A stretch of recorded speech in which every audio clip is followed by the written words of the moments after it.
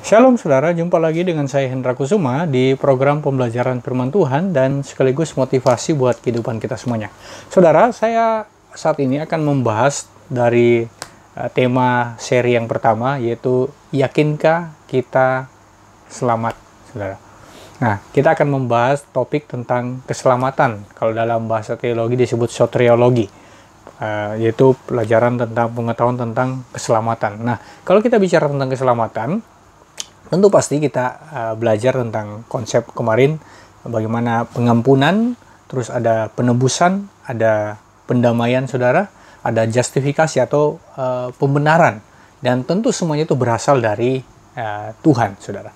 Tidak ada intervensi manusia, tidak ada apa yang kita kerjakan, tidak ada sesuatu yang kita buat yang membuat kita mendapatkan keselamatan. Karena murni keselamatan itu adalah anugerah, pemberian secara cuma-cuma. Nah, saudara, di media sosial saya, saudara, khususnya di Facebook, lewat pembahasan di seri yang pertama, yakinkah kita selamat, ada seorang yang bertanya kepada saya di kolom komentar tentang akankah, kalau begitu, apakah keselamatan itu menjadi sebuah jaminan kekekalan, atau dengan kata lain bahwa apakah kita ketika kita diselamatkan, apakah keselamatan itu bisa hilang? Nah, tentu pasti kalau kita ditanya tentang keselamatan itu bisa hilang, pertanyaannya kalau keselamatan hilang, saya mulai dengan sebuah pertanyaan. Kalau keselamatan itu memang bisa hilang, saudara, dapatkah keselamatan itu kita dapatkan kembali? Dan dengan cara bagaimana supaya kita bisa diselamatkan kembali?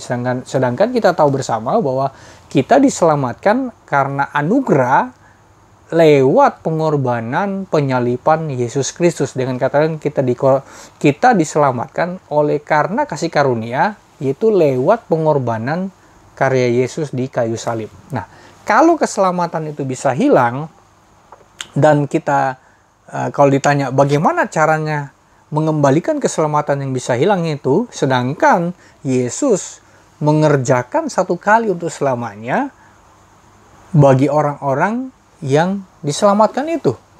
Nah, bagaimana bisa kalau keselamatan itu bisa hilang, dan hal apa yang bisa membuat keselamatan itu bisa hilang? Nah, itu. Jadi hal apa sebenarnya yang membuat keselamatan itu bisa hilang? Tentu pasti kita akan bertanya-tanya dalam diri kita tentang konsep ini, bahwa kalau memang keselamatan itu bisa hilang, tentu pasti ada cara untuk bisa mengembalikan keselamatan itu kembali.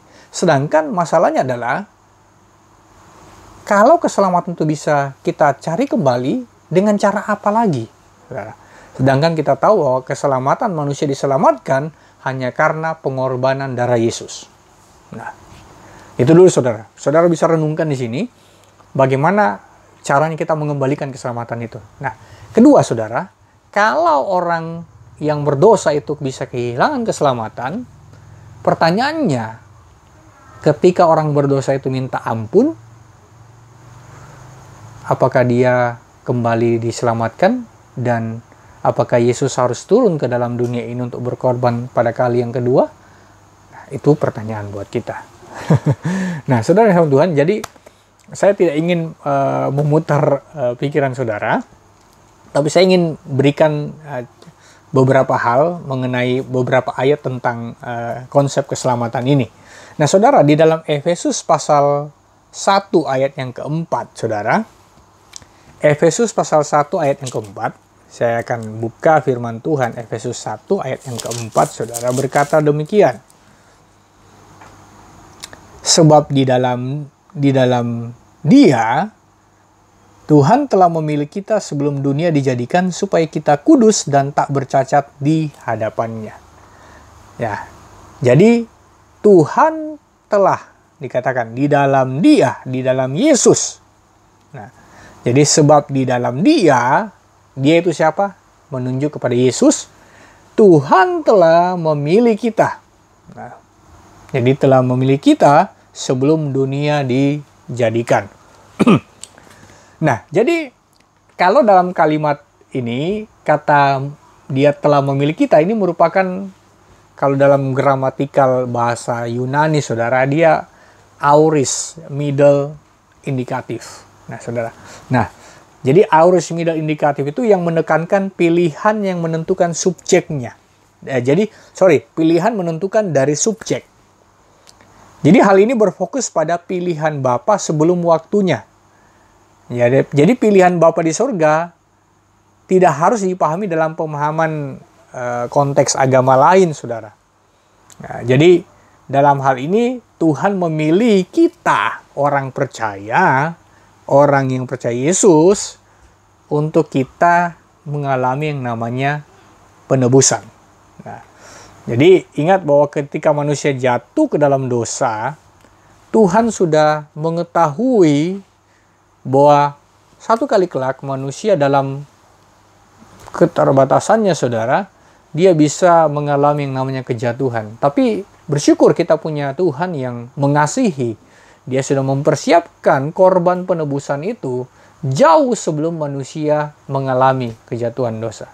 Artinya gini, dengan kata lain, apakah Tuhan merekayasa kejahatan manusia? No, bukan, saudara.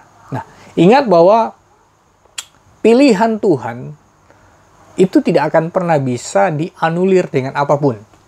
Nah, jadi ketika Tuhan berkata begini kepada Adam dan Hawa, Adam, Hawa, semua buah di dalam taman ini, dalam Kejadian ya, kitab Kejadian, dalam Kejadian pasal 2, di pasal 3, juga ketika manusia sebelum jatuh ke dalam dosa, Tuhan katakan begini kepada manusia itu, Adam dan Hawa, semua buah di dalam taman ini, Taman Eden, kamu boleh makan, kecuali satu, buah pengetahuan baik dan jahat.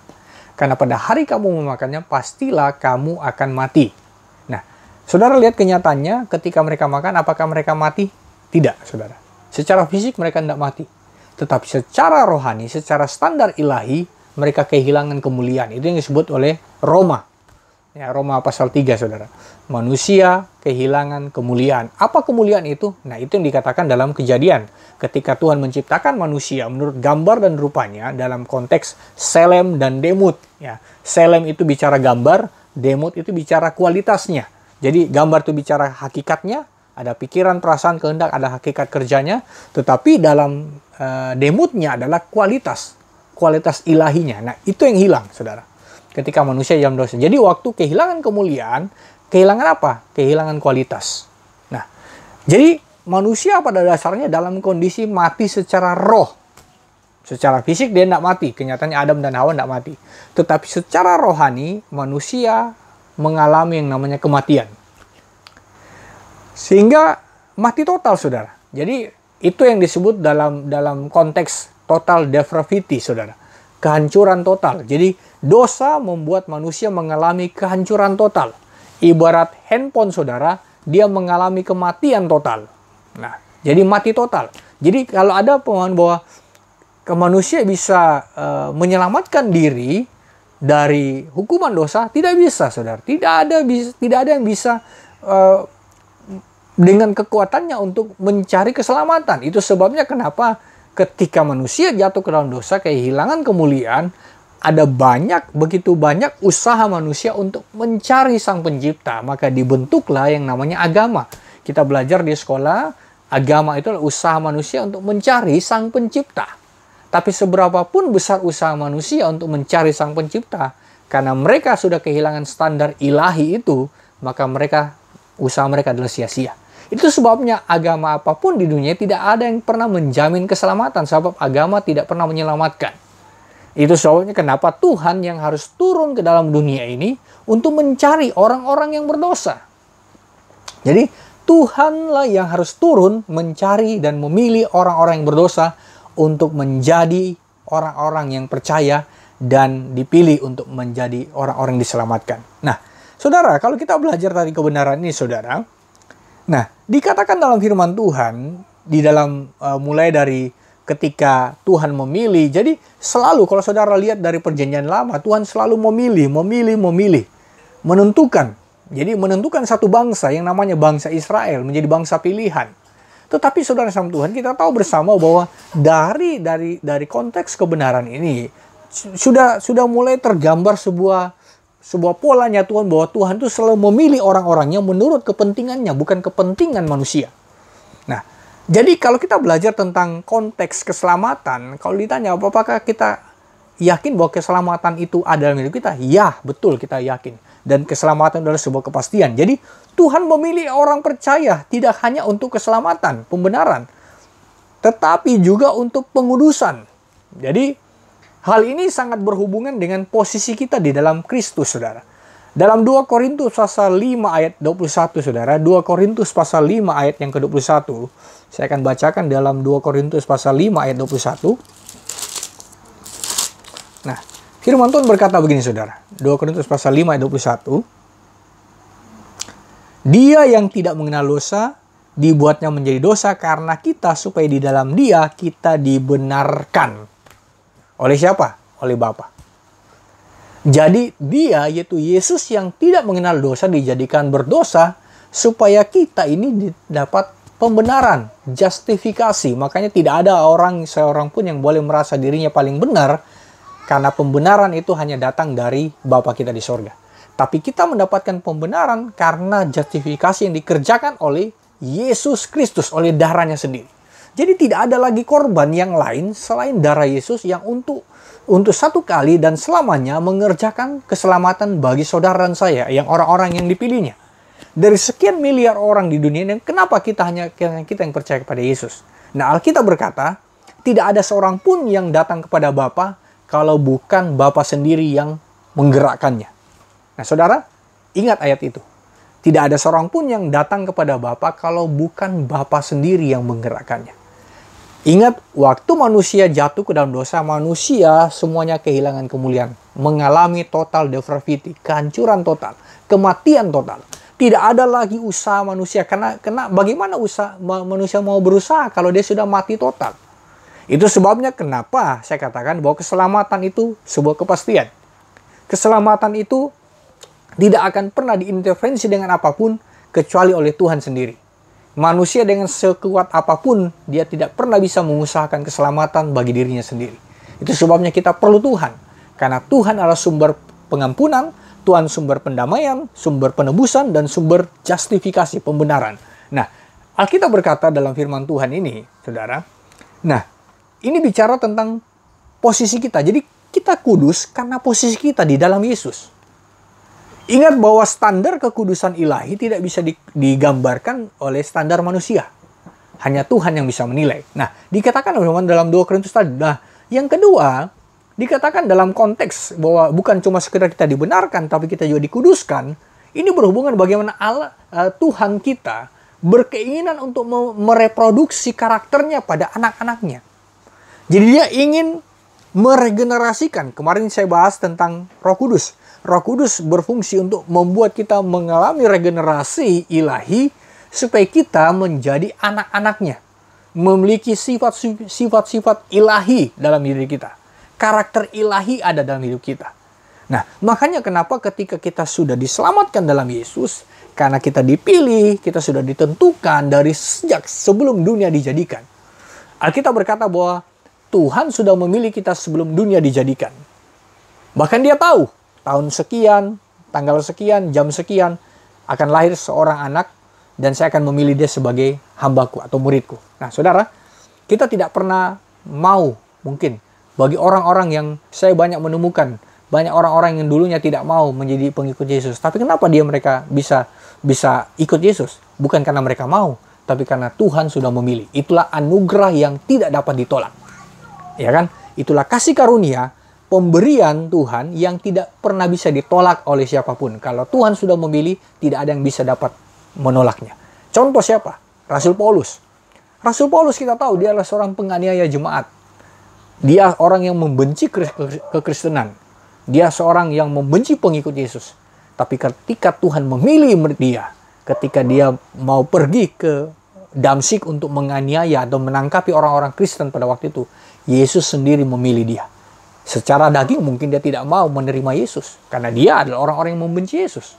Tapi kita lihat bagaimana ketika anugerah itu datang kepada Paulus. Paulus tidak bisa menolak. Dagingnya menolak sehingga dia buta. Tapi anugerah itu tidak akan pernah bisa ditolak oleh Paulus. Sehingga itu yang membuat Paulus menjadi pengikut Yesus yang setia. Yang militan, saudara. Jadi kita tidak bisa menolak anugerah Tuhan bagi saudara. Kalau saudara dipilih Tuhan, diselamatkan oleh Tuhan, oleh anugerah Yesus lewat pengorbanannya di kayu salib, itu satu kali untuk selamanya, sehingga tidak ada satu hal apapun usaha manusia untuk mengintervensi keselamatan, termasuk saudara, hal-hal apapun yang ada dalam dunia ini. Makanya kalau ada orang berpandangan, berarti Pak Hendra ini penganut paham predestinasi. Saya tidak menganut paham predestinasi atau apa, tapi saya menganut paham Alkitab. Yang saya mau katakan dalam firman Tuhan ini, saudara, banyak ayat yang sangat-sangat. Ya, kenapa saya katakan, saya kasih contoh tentang pilihan Tuhan atas hidup saudara dan saya. Kita dipilih di dalam Dia, ya kan? Di dalam Dia kita dipilih, bukan di dalam siapa-siapa, tapi di dalam Yesus kita dipilih, sehingga Yesus berkata, bukan kamu yang memilih aku, tapi akulah yang memilih kamu. Ingat, bukan karena kemauan saudara untuk pilih Yesus, tapi Yesuslah yang memilih saudara untuk menjadi pengikutnya. Jadi saya bisa jadi pengikut Yesus bukan karena maunya saya, tapi karena maunya Tuhan, saudara. Jadi karena itu anugerah Tuhan, tidak ada yang bisa menolak, saudara. Nah, ada beberapa ayat yang saya ingin bagikan buat kita dari ayat-ayat yang tentang bagaimana Tuhan memilih saudara di dalam Dia, saudara. Di dalam Yesus tentunya pasti. Ya, di dalam Dia kita dikasihi, kita mendapatkan justifikasi pembenaran bahkan sebelum dunia dijadikan. Nah, jadi frasa sebelum dunia dijadikan ini juga dalam yang kita baca tadi di dalam Efesus, saudara. Ini juga dituliskan dalam di dalam Yohanes pasal 17 ayat yang ke-24. Bahkan dalam 1 Petrus pasal yang ke-1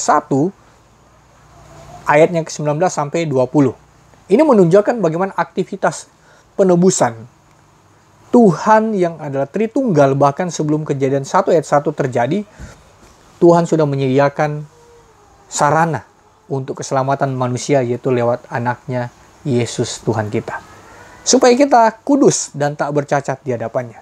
Jadi istilah tidak bercela itu dia memakai kata amomos. Dalam bahasa Yunani itu memakai kata amomos atau bebas dari noda, saudara. Jadi tidak ada satupun hal yang di dunia ini yang dapat mengintervensi keselamatan, bahkan yang dapat menghilangkan keselamatanmu, saudara, ketika engkau sudah percaya kepada Yesus. Bagaimana kalau orang jatuh ke dalam dosa? Apakah dia kehilangan keselamatan? Saya mau katakan, no. Kenapa? Kalau dia jatuh ke dalam dosa, dia minta ampun, apakah perlu darah Yesus lagi untuk mengorbankan dia? Apakah perlu Yesus turun lagi disalibkan untuk mengorbankan? Tidak, saudara.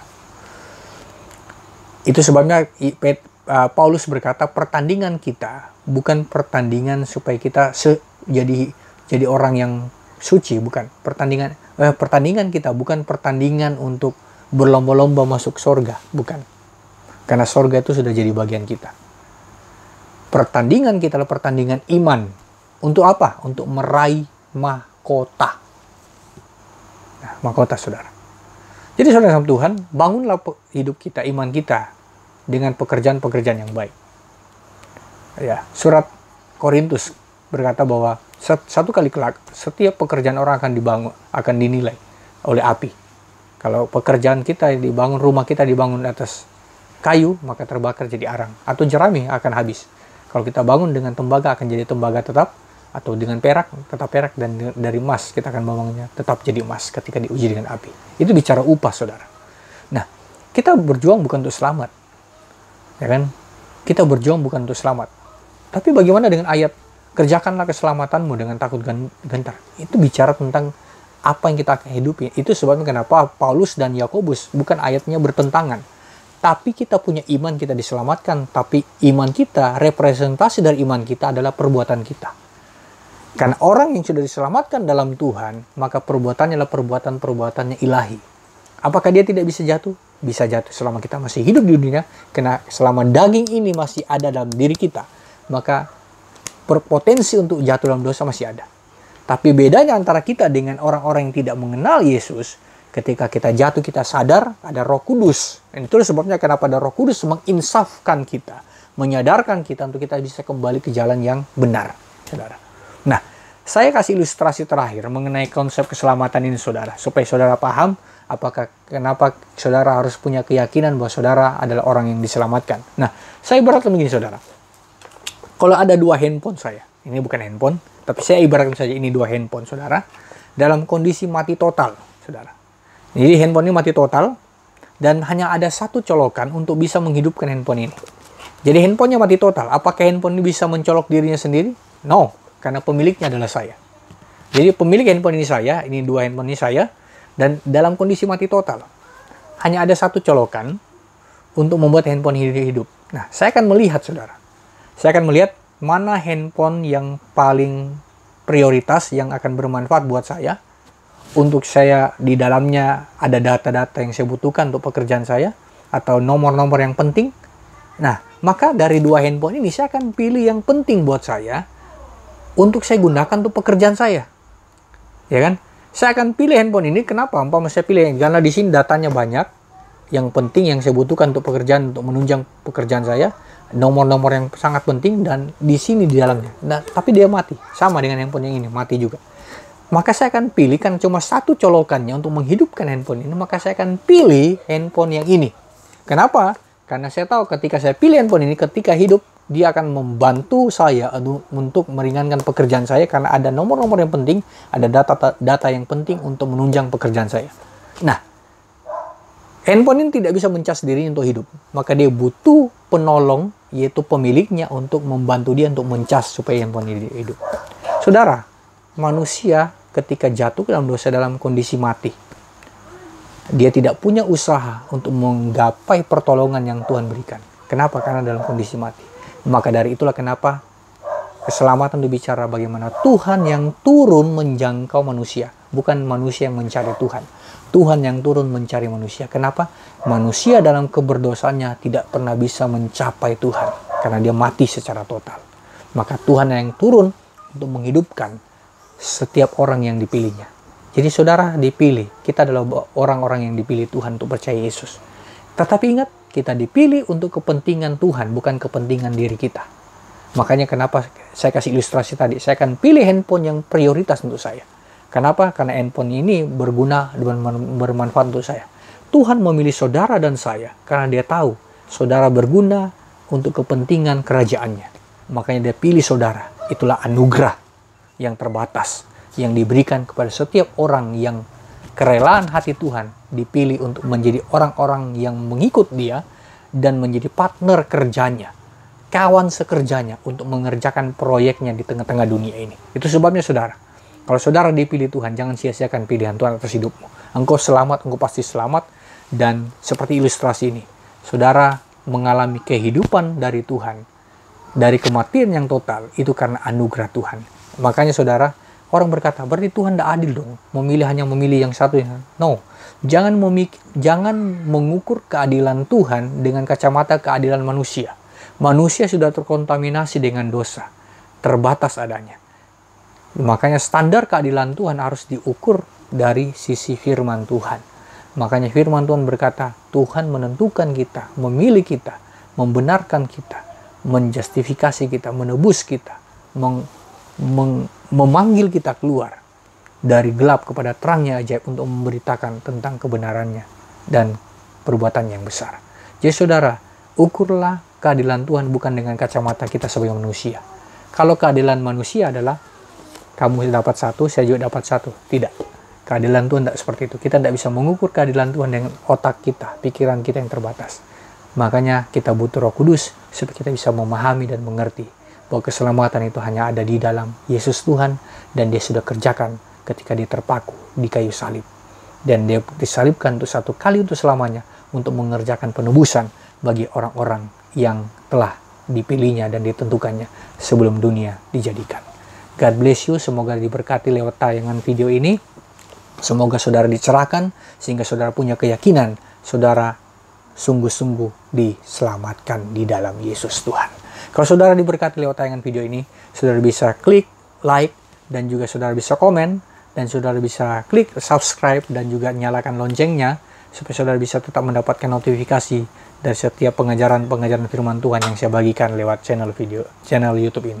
God bless you. Saya berdoa semoga damai sejahtera Tuhan menjadi bagian kita semuanya. Tuhan memberkati semuanya. Amin.